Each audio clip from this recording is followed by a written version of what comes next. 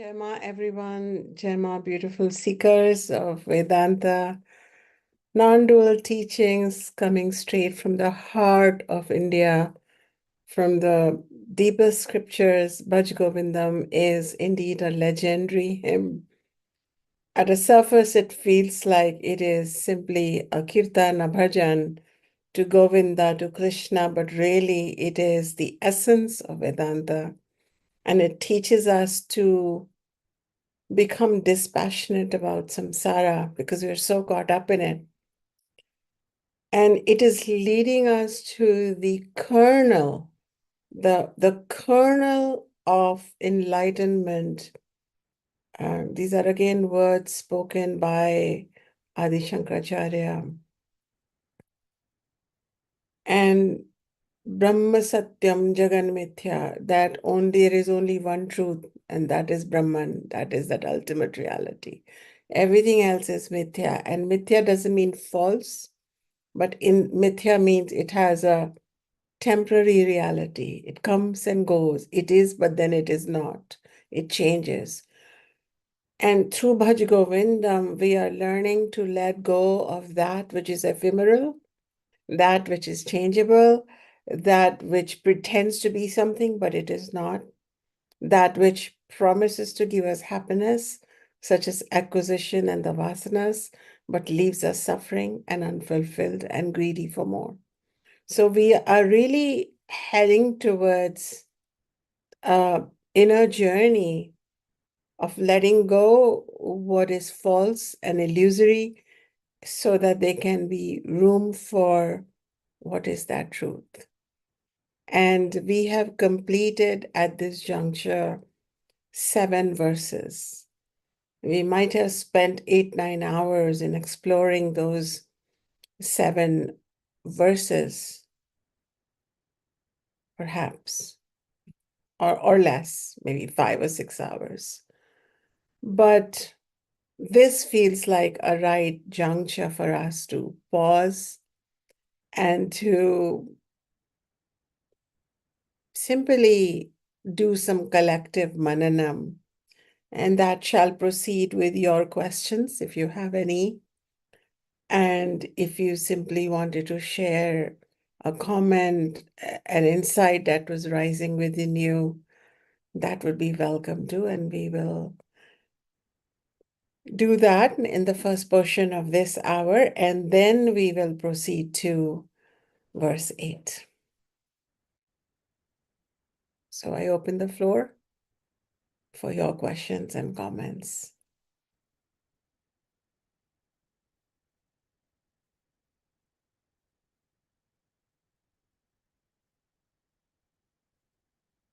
I see Jayanti has her hand raised.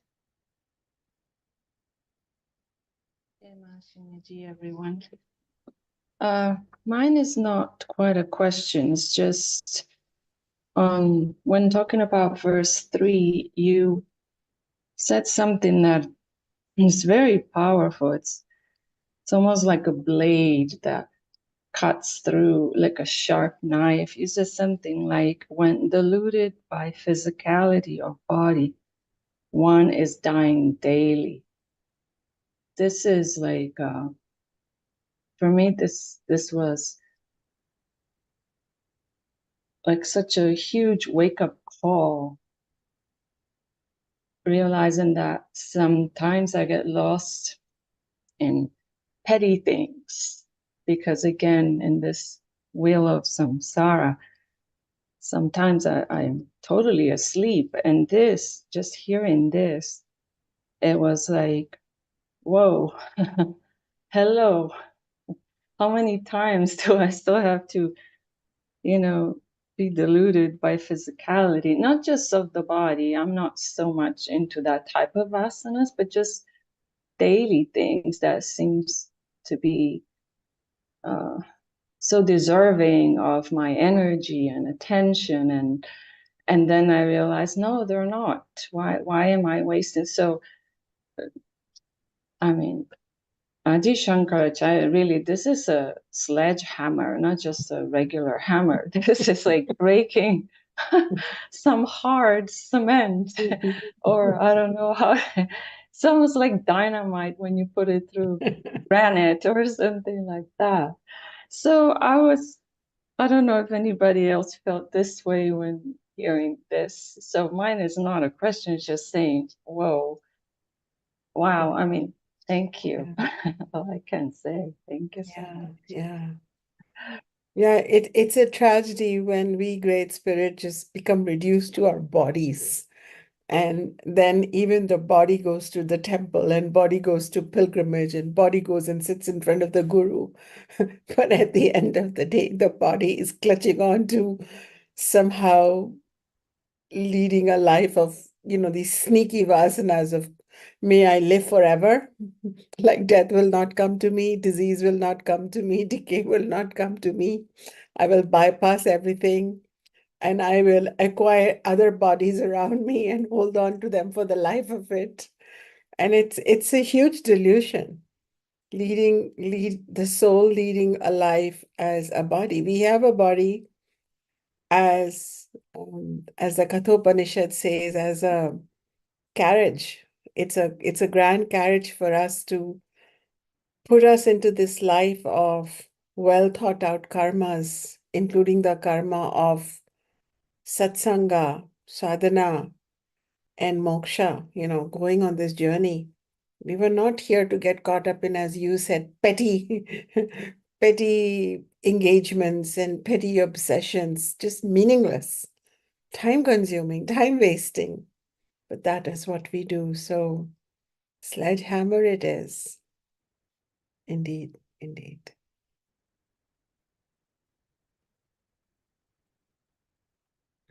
Maria, would you like to share?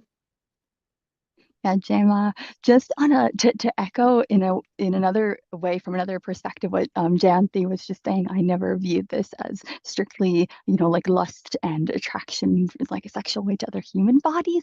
I was actually thinking of it recently in terms of my dog, my retired guide dog, my first one. I recently had to help her to transition to leave her body. She was ill, and it was like I realized I had this part of my self-created suffering was that I was expecting her body to just, continue to be perfect and to some extent, and all of this work and this verse 3 as well, it just kind of helped me to witness and to step back and be like, what am I doing? Like, bodies decay. She's 14 and a half. Like, what can I expect? There had to have been a time, and then enabled me to really focus on her Atman, and that wasn't dying. And the Gita verse about the dropping the body as one drops clothes. And so that's how it really resonated with me in that moment of even just expanding it to our pets. So not even just obsessed for our human bodies to be a certain way, but any kind of living thing that, or just any kind of thing that we expect to have a quote unquote perfection. And like, why are we doing that? That's not its eternal essence. And this is how Vedanta works. Vedanta changes our perspective and reduces our clutching behavior. And as a result, we become instantly free of the mental samsara of clutching, grasping, and delusional moha-based thinking.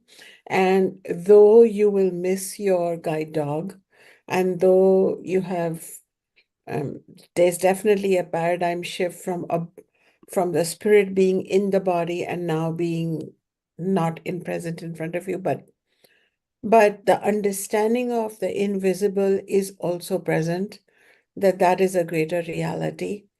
And things emerge for a while and then go back. They emerge from invisible, they're visible for a little bit, and then they become invisible again. This kind of knowledge, when it drives home,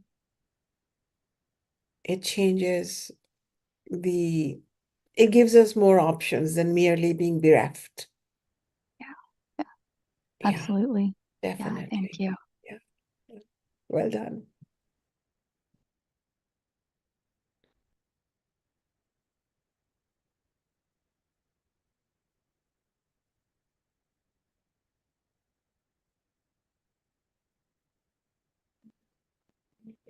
Are there any other contemplations or shares at this time? Janya. Yeah, I see Janya, and I also see Heather. Janya, would you like to start? And then yeah.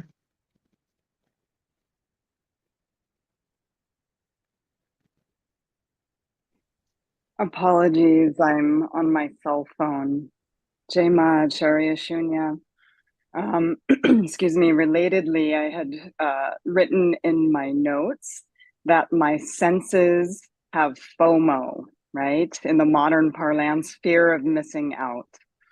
And since we've been journeying with Bhaja Govindam, I have noticed that my typical go-tos of sensorial engagement fall flat. So, for example, I'm sitting in a hotel room at the moment, and after work, I turned on the TV. I felt like I was in a different world and nothing landed anymore. And so I turned off the TV and I just sat and I felt that joy within. And it was such a remarkable difference. And so I'm in this process of observing where my senses want to reach out and engage in the world. Yeah, yeah. And how the senses, they keep running here and there. They are such flirtatious things. Our senses don't stay in the body. They jump out and they get glued onto samsara. And they want their drug. They want their ecstasy, And so eyes want to keep looking, the ears want to keep hearing, the tongue wants to keep tasting, speech wants to keep talking, the penis wants to keep digging in, the vagina wants to keep accepting. They're just like all just like buzzing with want. And as we bring them in, we realize that a bulk of it was entirely optional. So that is the fascinating part. And I really liked hearing how when you were watching television, at one time that could have been your reality, but you realize that this is an altered reality. And you went inwards to your inner reality, which was peaceful. Nothing much is happening there, but it's complete. And Bhaja Govindam is doing the work. It's doing the work. Yeah. This is Vedanta. Yeah. Wonderful.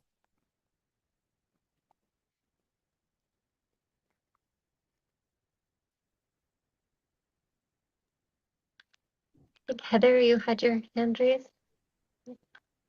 Hi, this is such a pleasure. I remember in one of the early lessons, you said something about Ishvara teachings in books being sketchy because it's meant to be learned orally. And I was wondering if you could expand on also just received experientially, and then what books are those teachings in, and where did you receive these teachings orally?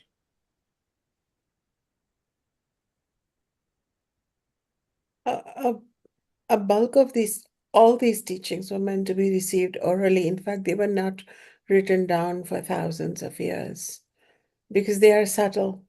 And as a result, they were transferred from the mind of Brahma, the creator, a deity, Brahma Saraswati together.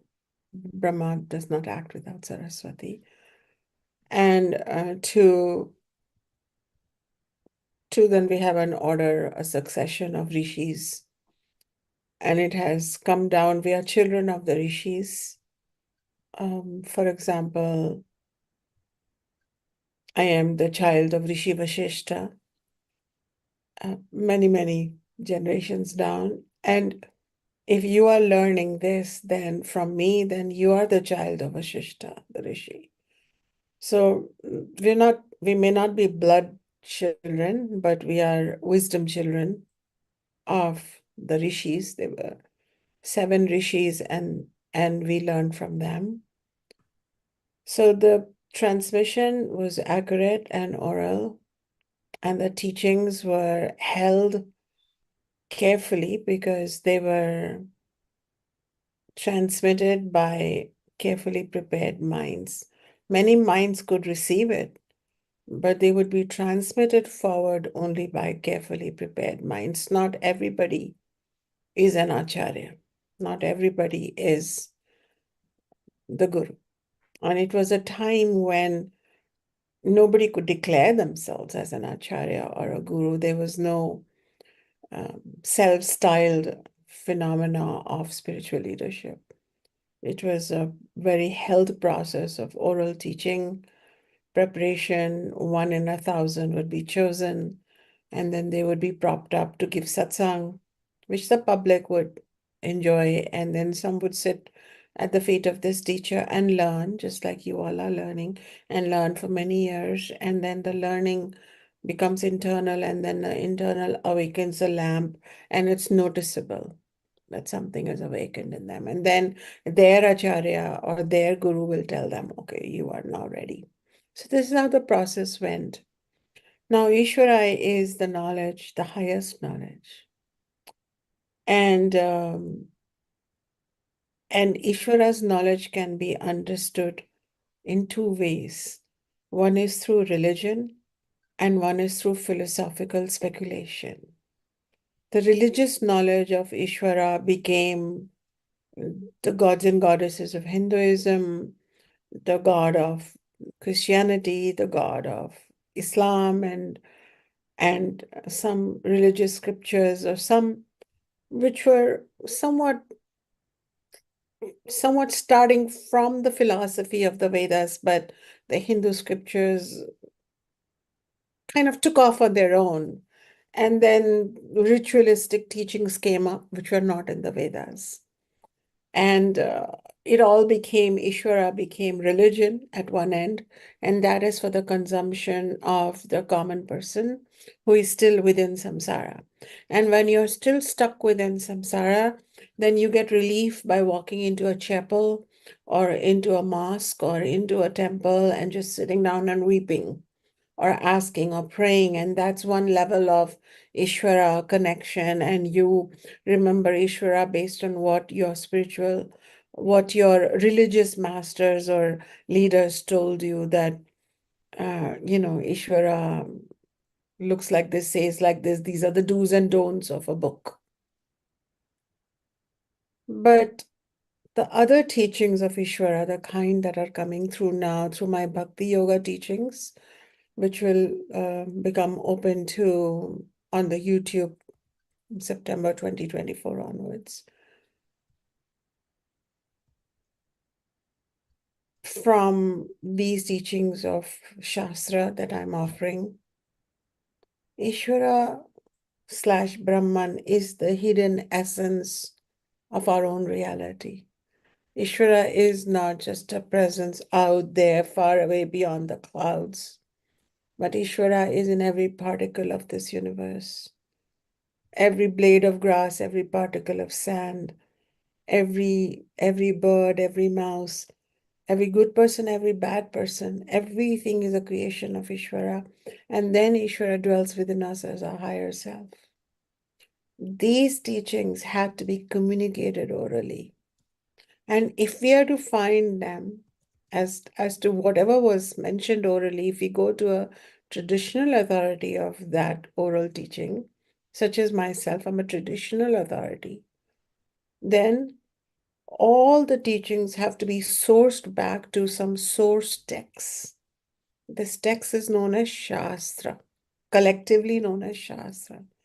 This contains Bhagavad Gita, Upanishads, Brahma Sutras, Yoga Sutras, and 108 Upanishads and their commentaries, and then the commentaries by great teachers, not just Adi Shankaracharya, but Vidyaranya and Bhagavad and so many other teachers. It's a collection of perhaps 5,000 texts, and these are known as Shastra. And traditional teachers, we would typically be experts in maybe 5 or 10 of these texts. and we would know them and we would teach from them. But the good thing is that all 5,000 speak the same thing. And they all take us from samsara and our samsaric identity to our Atmic, Ishwaric, Brahmanic identity. They take us towards that. And they take us and they leave us there. They don't tell us what that looks like. They don't say you will grow wings and you will have a glow of light and you will manifest what you want, like your next car. They don't talk like that. They just say, that's it. That is Satchitananda. That is the ultimate truth, Sat. That is the ultimate intelligence, Chit. And that is the ultimate bliss, Ananda. And if you have come to that ultimate bliss, then what do you need? All the vasanas become calm. If you have the ultimate intelligence, then you're not going to be grasping and trying to loot and thieve in a samsara that is ephemeral anyway. You came naked, you'll go naked. You don't want to acquire and hold and grab. So with Satchitananda, enlightenment comes. So the teachings of Ishvara, if we are to find them specifically to answer your question, good question, it leads to a well thought out answer, is that Ishvara would then be found in the Upanishads. About Ishvara is to be found in Bhagavad Gita, which is an Upanishad, one of the most famous Upanishads, but it is an Upanishad. So definitely Ishvara, the way I am teaching it from a non-dual essence, which can be formless and informed, this teaching of Ishvara can be found there. So for example, when we go to the Yoga Sutras and Patanjali says Atha Yoga Anushasanam, when he used the word Atha, it was a continuation of a dialogue. It is not the start of a dialogue. So Atha means continuation. And those are the first words he speaks in the Yoga Sutras. So it's a continuation of what? That's the question. So he did not explain so much about Ishvara because it's a continuation of a dialogue, and a dialogue that has been going on for centuries. So he was speaking to advanced seekers. Yoga Sutra is a very advanced book. He was speaking to advanced speakers. And that is why he just said one word, Ishwar Pranidhanat, just one statement. Go under the surrender to Ishvara. Surrender your will to Ishvara's will. Stop the shenanigans of your ego to the decisions of Ishvara. That's all he said. But he didn't explain Ishvara that much because it is expected that in that oral transmission, Ishvara has been transmitted through the study of texts like this that we are studying, like Bhaja Govindam. So this is where we find the teachings. Heather, I am working on a book centered around Ishvara. It was so huge that it turned into 4 books, 4 volumes. And I still don't feel it's enough because I might be the first heroic person trying to capture the 4 yogas, but wound around Ishvara.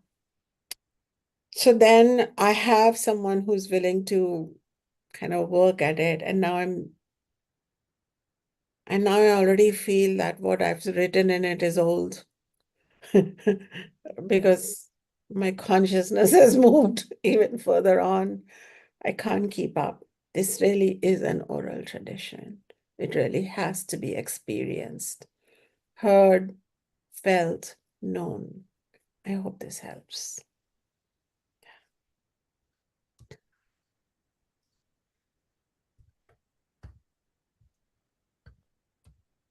Arya, did you want to ask a question also?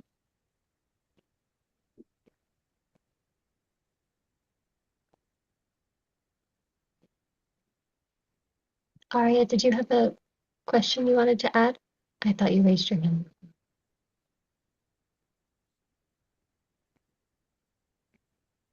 Oh, Deborah, then let's hear from you.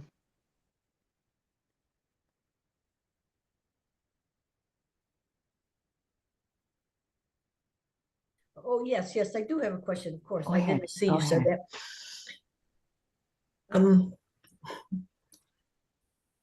So I too have started to pay attention to sensations, realize how fleeting they are, just to bear with that, to see how long it takes for a fleeting sensorial appearance to disappear. But more importantly, what you just said, I have the sensation to ask, what's the best way to be able to hear better, listen better, learn better of these oral traditions? I mean, don't we wish there were a secret shortcut? It's so, it taxes my patience to have a deep desire, but yet see that the path is a long, long path that requires substantial transformation in my ability to be quiet and go deep. So any suggestions about ways to accelerate this process of profoundly listening and profoundly integrating the ancient teachings?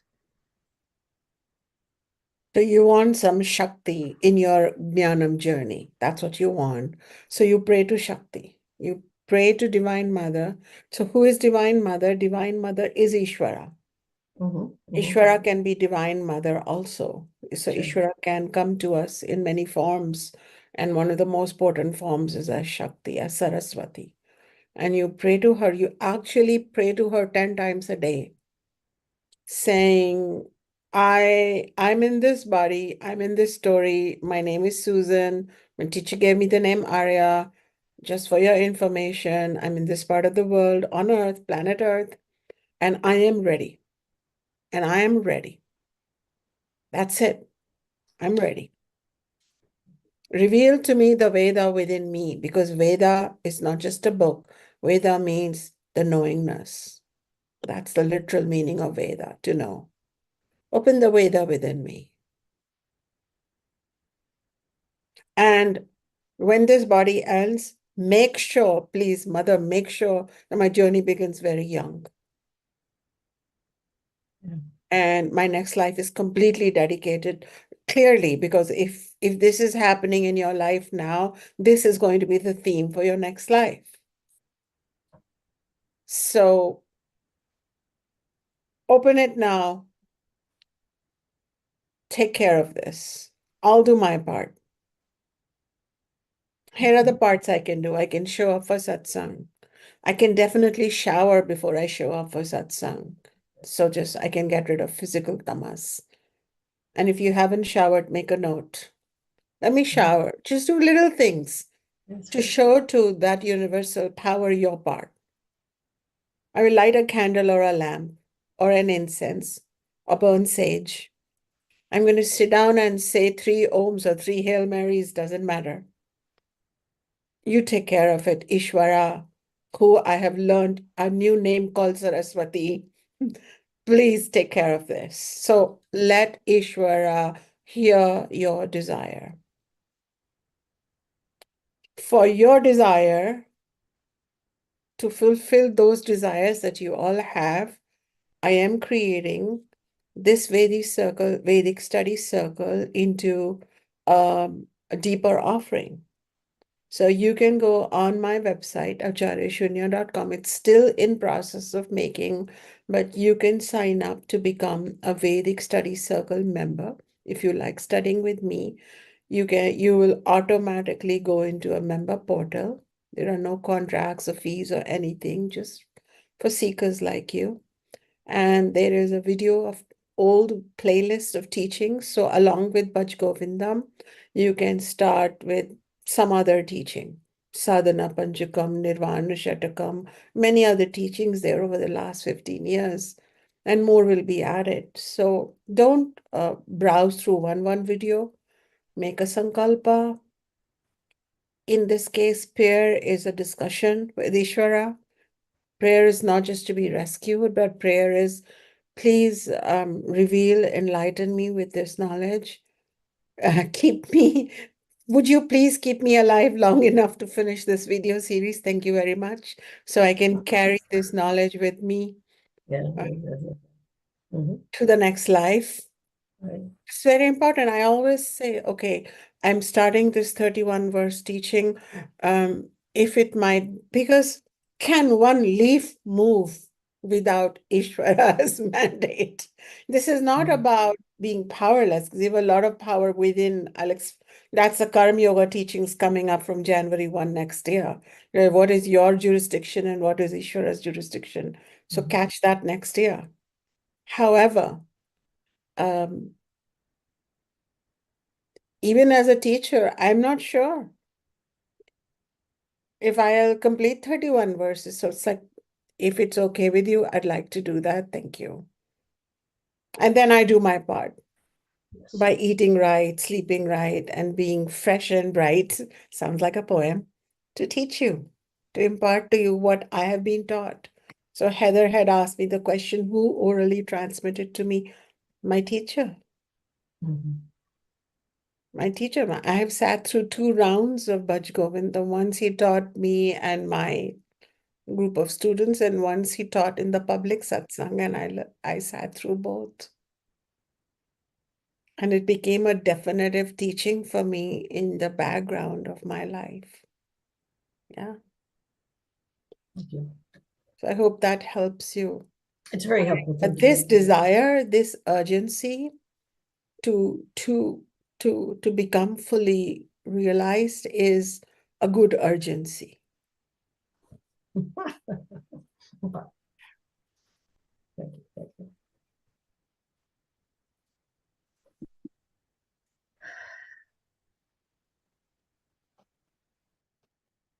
Deborah, yes.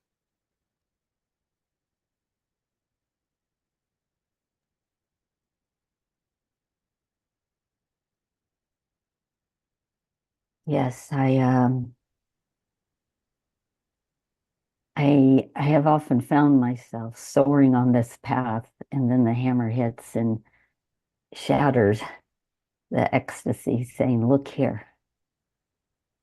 And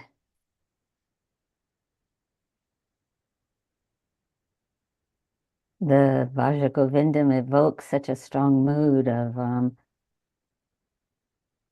renouncement, given the fleetingness of the sources of what we hold dear, our family, our house, our fame, our wealth, all these things that you've taught, that we consider stable, and we spend our lifetimes, seeking to preserve the inherently ephemeral and momentary while shutting our eyes to death.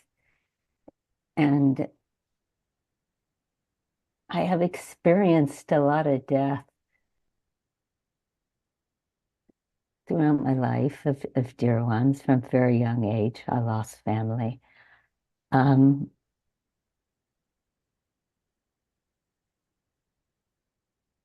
then this death,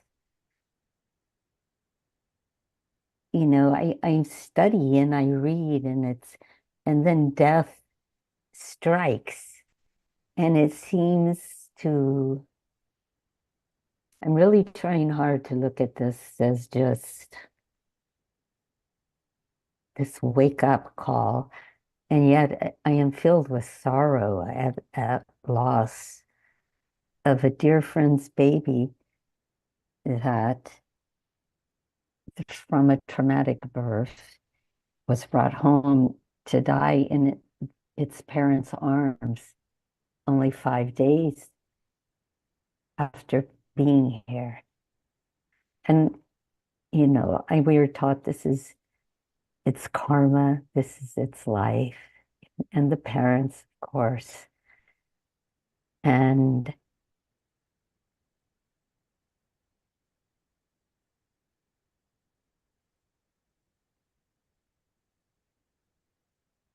this has just brought this home for some reason. This has just hit me so hard. And, and we're taught, and I understand the mirage, this really brings it home, the mirage that we treasure and how it is so late for those who don't have the fortune to have a teacher or to know of these teachings. And yet here I am from one end of the spectrum to the other, and I find myself suffering. And even though I have been taught, and I know I am really surprised that I have been struggling just to take that deep breath and just to step back and just to witness. And so I'm just seeking, when we lose our way, I know the teachings we are to come back to. I am just struggling today. And I am, for all my so-called knowing, I think, wow, am I such a fake that I don't know that I'm not, able to just return to what has been such a truth in my heart. And No, you're not fake. You are a samsari. We are all samsaris, and so we are in samsara, and one of the cardinal sorrow that sets in is around any kind of loss. If your favorite, what is it? Nail color, nail polish, nail color bottle drops. I saw a girl fall apart, and that's why I remember that example. She fell apart because she bought this nail varnish color, and it fell, and she was like weeping tears. And she even said, everything I love go ends, or something like that. So that nail polish ending brought home to her all the losses she must have had in her 16, 15 years of life. And nothing brings home suffering more than the witnessing of death and the injustice and the rage and the incomprehension. At that time, a lot of seekers lose their way. A lot of advanced seekers lose their way, and they berate at Ishvara as if it's your setup, then you deserve to make it all right for us. And at that point, we separate Ishvara into some kind of a entity, a person, a personality with agency to make it happen a certain way. What we don't realize is that we are just like when we dream some dreams, we are unable to control the nature of those dreams. And the only relief that we get is when we wake up from that dream. Thank God it was a dream. And we witness the most awful things. We have no control, no agency, and we wake up from it. Similarly, there comes a certain time when that knowledge not only assists us, but wakes us up permanently. And when we wake up permanently, we start seeing this samsara with its young parents and the loss of a young child also as a dream. It's an appearance that is happening. Because right now, a 5-year-old child, 5-day-old child is dying, and somewhere a child is being born and bringing great happiness. Such is the weirdness of samsara, that same young infant is causing happiness in some families, sorrow in some families, indifference in some families. Some are saying, how great is Ishvara, and some are saying, how bad is Ishvara, in their own language. But the reality is that it's all muddled up. And what is to say if the child survived? And if the child survived, yay, thank you to medical intervention. And if the child survived, but then went on to do drugs or went on into crime, and one day the parent would say, I wish you had died that day. So emotions also change all the time in samsara. Everything is skittish and ephemeral. The very person we walk down the aisle with, we hope that we can be rid of them sooner than later. So, in fact, it's very interesting that in the very next verse that I'm about to speak about, Shankaracharya, the great poet, says, Kate kanta kasate putraha sansaro yama tiva vichitraha kasya tvam ka kuta ayata tattvam chintaya tadiha brata. And Shankaracharya says, think, who is your wife? Who is your husband? Who is this person that you are trusting? And how did they show up suddenly in this samsara, like part of the package? Who is your son? Who is this child? Is this yours? Or is this part of samsara? This samsara is very strange. Ayam sansara ativa vichitra. Think about it. Who are you? Kassitvam. Who do you belong to? Where have you come from? Where? Where did you come from? Into this world. Why, when there are millions and billions and trillions of planets, why are you here? Who? Who is your real relative? Where did you come from? And all these people showed up. This is my wife, this is my husband, this is my girlfriend. Oh, suddenly this thing is coming out of the body. This is my child. How? Dwell on these truths. This is the very next verse coming up. As a result, never say you are a fake if you are on the path, my child. Do not have a timeline on when this delusion will fall away. It is this delusion which causes suffering. And this moha is causing suffering. The only medicine is what? That medicine is knowledge. Just like in the dark room, we can grope on things, but we don't understand them fully. Similarly, our mind has darkness of samsaric moha. So we are groping around, wondering if we should be sorry or okay or all right. But when the light of knowledge is turned on, and again, Ishvara has timed that you are in this session, light of knowledge is turned on, your vision becomes better and better and better. And this is the kind of light that with time, with consistency, persistency, the voltage or wattage of the light increases. And at some point, your room of your mind will be fully lit up, fully. And there is no room for any darkness. And that is called the state of enlightenment. And that is why enlightened folks, the truly enlightened ones, they go through the emotions of a human being, but they are neither too happy nor too sad. They are not too excited, not too dull. Because they are watching it like a dream. Oh, this happened, now this happened. Interesting, that happened. It's more like that. So I hope these words help. Knowledge is still coming towards you. And hold yourself in high, tender care.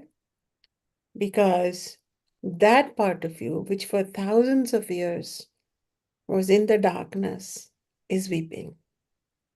That part of you, which is getting the light, should not judge it, but hold it with love and compassion.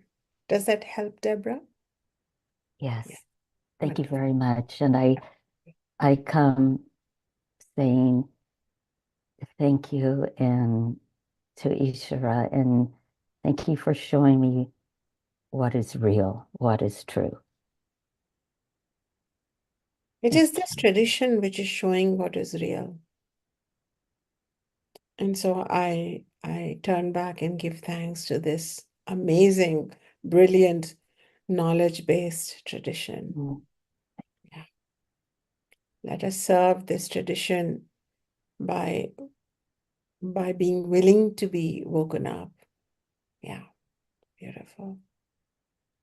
So I think we will just convert this session into a Q&A. I kind of chanted the 8th verse, but we'll get to it because that verse itself, the 8th verse, may take 2 sessions. Because now that we have gone through the first 7 verses, it's like we've gone through the character of our lives, where we are lost in random pursuits to be spiritual, as the first verse shows. The second verse is about pursuing dhana, all kinds of acquisitiveness. The third is about physicality, and so on and so forth. And now we'll start getting some solutions. And 8th one is about waking up from samsara. So it's a very pertinent discussion that we are all having here. Beautiful.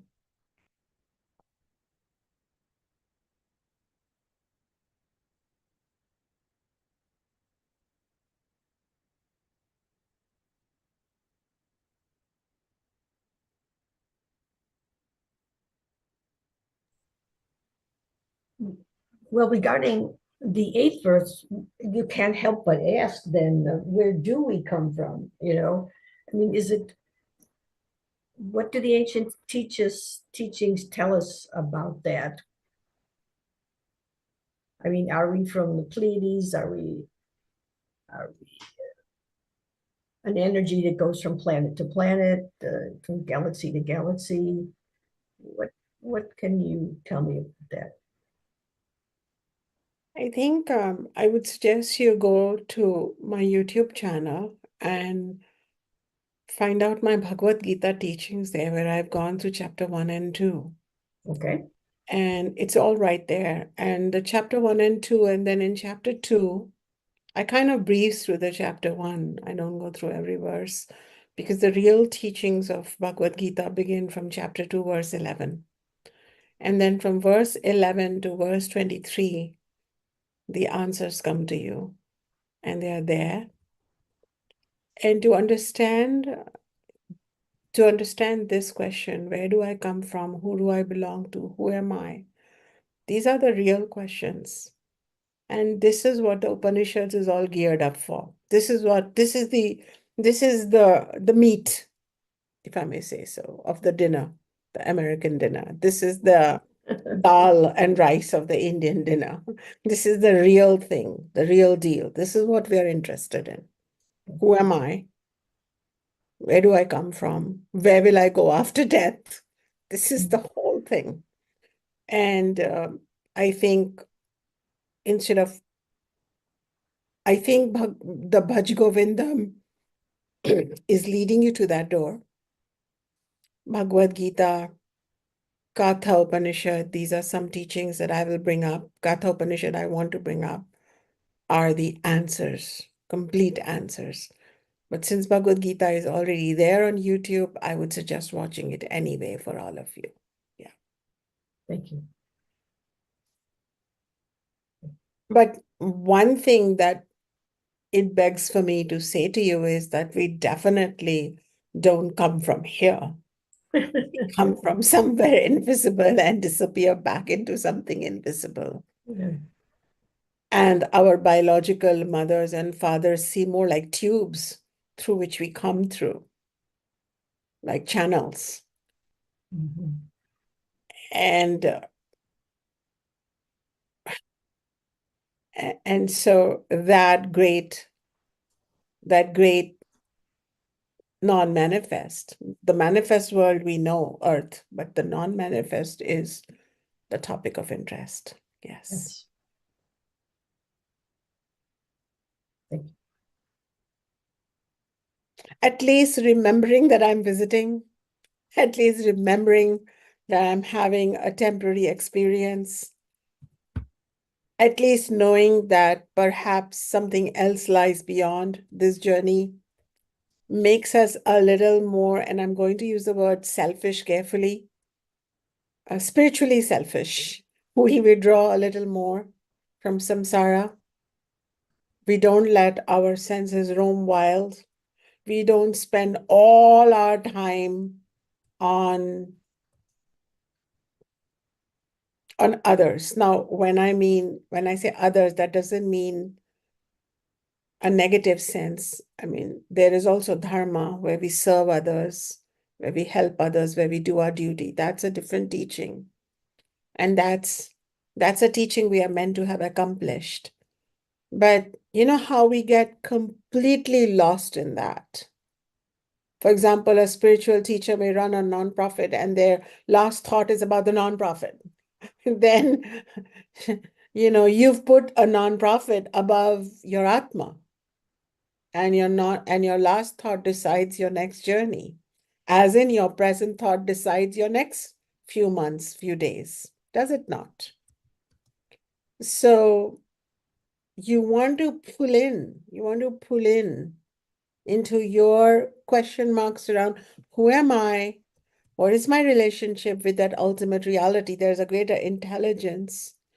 And how do I lead out this life? Through being stuck in my attachments? If they are good, I'm so happy about them, I'm delirious. And if they are bad, I'm always complaining about them and there's no left time for anything else. Or am I spending time in cultivating knowledge, meditating upon it, and then realizing that essence of my true self? Because my body changes, my mind is a constant shifting space of changeable thoughts and ideas. My intellect also changes. Then there must be something that is unchanging to observe these changes. And what is that essence?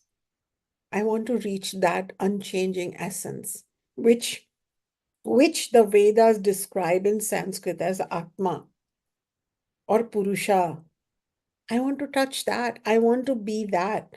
Because right now, if somebody says, who are you? We say, well, I'm so and so, and this is my position, and this is my culture, and this is my religion, and this is my status in my job. We just give a bunch of adjectives about what our body is doing and where our mind is engaged in. That is the sum total of our identity. But do we really know who we are? How do we become sentient? How do we show up here? Why do these specific people who give us joy and sorrow show up in our life? This big setup is explained by the rishis and the rishikas, the great yogis and yoginis of the past. This knowledge they gave us. Understanding that knowledge, we start watching the setup with a little more detachment. Somebody is very happy because there has been a birth in their family. Okay. We know that soon there will be a death and then they will be sorrowful. People are just happy and sad based on are they having plus or minus in samsara. But the jnani means the knower. You are all trying to become jnanis. A jnani watches with eyes of wisdom.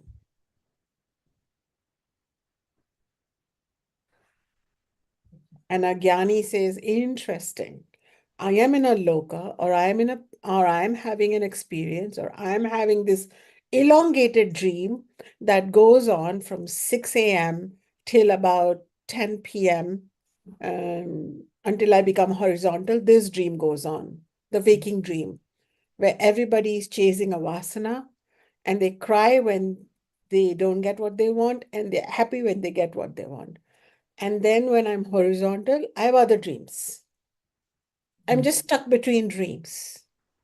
And this is the teaching of Mandukya Upanishad, which is another Upanishad I plan to cover in 2026.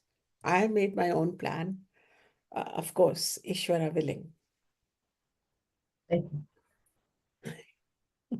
Yes, I'll pray for your life and you pray for mine. There are two things I need. One is my buddhi and the other is my speech. The rest we can manage. Okay. But it is said that when we start speaking about Ishvara, Atma, Paramatma, and the true yogic path, then all the forces come and support us. And when we start listening with all our heart, then all the forces come and support us. Because we are doing our final work. And imagine if I was teaching and death came to me.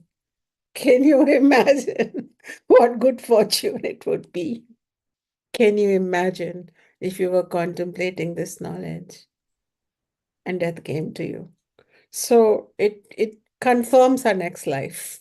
And it's important what we contemplate at the point of death. That's an important inflection point.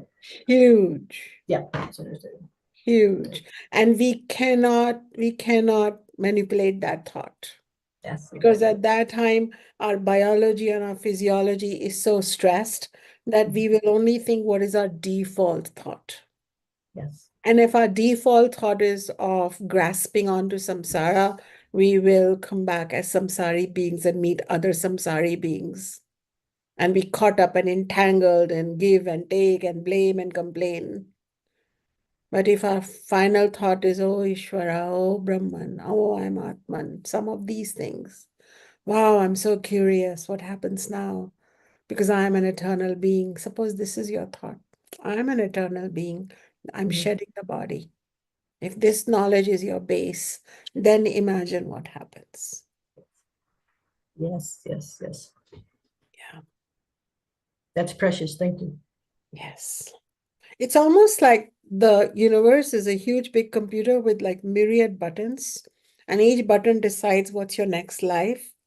And you don't press the buttons with your fingers, you press them with your thoughts. Yes.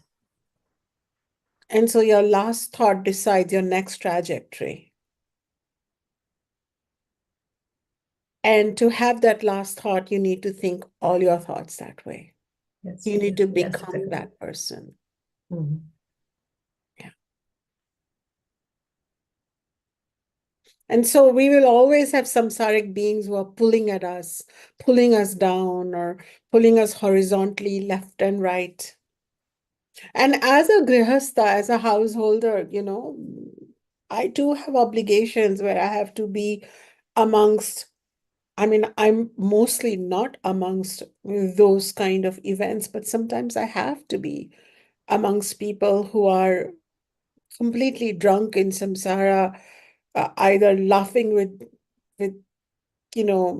unexamined happiness, not knowing that it's temporary, or screaming and wailing, not knowing that this too shall pass.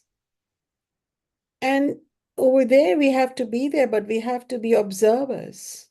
We cannot be 100% participators. We have to observe that, oh, okay. I'm a caretaker of my aging father. Many of you know that. That's where dharma is the foundation on which we stand. So just because we are learning about the ultimate truth of self, it doesn't mean we just throw all our loved ones in a well and forget about them. No, we do our duty, we take care of them, we are genuinely there for them, but then we're not attached to them. We're not stuck to them. We're not plea bargaining with Ishvara to keep them alive one more day. We trust the intelligent setup that can manage millions of parallel galaxies. It can manage the timing of Maria's dog's transition. Yeah. Or that child needed to be alive exactly for 5 days to finish some karma towards for itself and the parents. It's a bigger setup. Hari Om Tatsat. Hari means Vishnu. Hari means that which attracts itself to everything. Om is the ultimate reality. So Hari is not just a Hindu god, but Hari literally means, it's not H-U-R-R-Y, but H-A-R-I, Hari. Hari is the name of Vishnu and Krishna, but Hari ultimately means that which is the ultimate magnet towards which we are all going. Consciously or unconsciously, we are moving towards that ultimate spirit. Hari, Om, that ultimate transcendental reality. Tat, it is that truth. Hari Om, Tat Sat. Many times you can just say Hari Om, Tat Sat. When you see the circus of samsara and you pull yourself out of it, Hari Om, Tat Sat.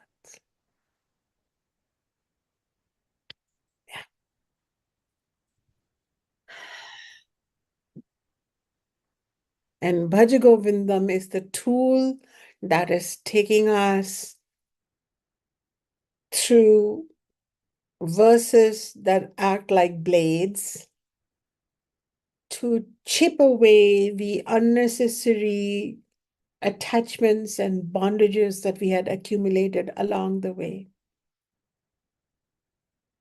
To show us that what we think is steady is not steady. And the reason we are being shown that is not from a pessimistic, negative place, but so that we can now then begin looking for what is steady. Ultimate steadiness. Because as long as we hold on to crutches, as long as we hold on to, I'll hold on to you, I'll hold on to you, I'll hold on to this, I'll hold on to that. I'll hold on to my pension fund, I'll hold on to my bestie, I'll hold on to this and that. We're constantly set up to be possibly disappointed. It's not like things don't come through, but they only come through, and they come through when and as long as it is Ishvara's plan for us. But at some point, all the carpets are pulled away from us. And sometimes if that happens to you, that's good, because Ishvara is saying, okay, my child, you go stand on your own feet. You find me. And that is why sometimes in the darkest of moments is when the drive for self-realization begins.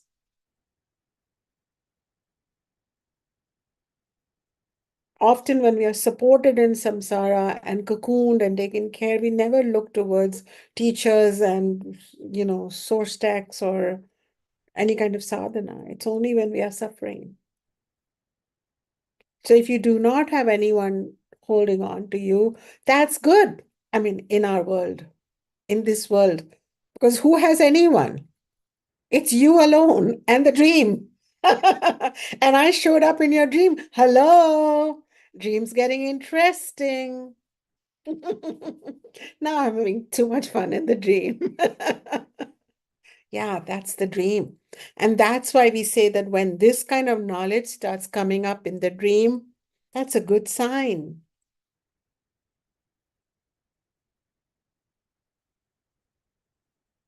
So while you are studying the Bhaja Govindam, know that this knowledge is coming to you to help you wake up. And know, even after 31 verses, you may still feel sorrow and you may still feel the bites of samsara. But then your second thought would reassure yourself. It's okay. It's all right.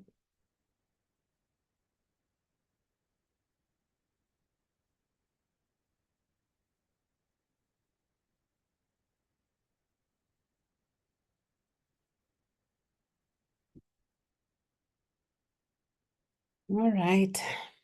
So I will close the session now. Gemma, let us participate with dharma in this dream, waking dream. Let us not give up on our duties. Let us act with yamas and niyamas, the right rules of conduct. These are mentioned in my book, Sovereign Self. All of the yamas and niyamas of Patanjali, and then a few more, total 20. Try and review them and make them as a part of your daily conduct in the dream. But then moksha means waking up from the dream. And the number one rule is, yes, take care of your parent, take care of society, take care of your dogs and animals, take care of your spouses and your children and your partners, but know that you're playing out a role. Gemma. Om Shri Gurubhyo Namaha. Hari Om Tat Sat.